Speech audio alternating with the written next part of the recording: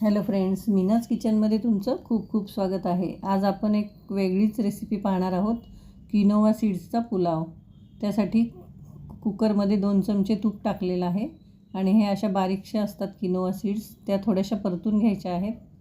ह्या ऑनलाईन मिळतात किंवा सुपर मार्केटला सुद्धा मिळतात। तर त्यामध्ये पाणी टाकून चवीपुरतं मीठ टाकायचं आहे आणि एक शिट्टी काढून घेणार आहोत त्याला आपण। आणि हे थंड होत आहे तोपर्यंत आपण आता फोडणी टाकायला घेणार आहोत। जिरे, मोहरी, कढीपत्ता, लसूण, कांदा टाकायचा आहे आणि मी माझ्याकडे मिरची टाकल्यानंतर जेवढ्या भाज्या आहेत आपल्याकडे अवेलेबल त्या सगळ्या टाकून घ्यायच्या आहेत। मटार, बटाटा, गाजर, फ्लावर अशा मी भाज्या मिक्स करून घेतलेल्या आहेत। तर ह्या सगळ्या तेलावर व्यवस्थित परतून घ्यायच्या आहेत।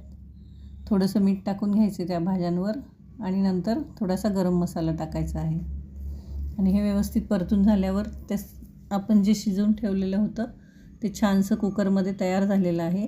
अगदी त्याला बारीक बारीक मोडसुद्धा दिसत आहेत।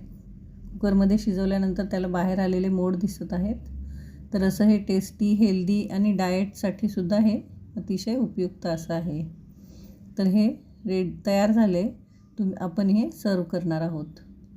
तर अशाच डाएटच्या रेसिपी पाहण्यासाठी तुम्ही माझ्या चॅनलला सबस्क्राईब, लाईक आणि शेअर करा।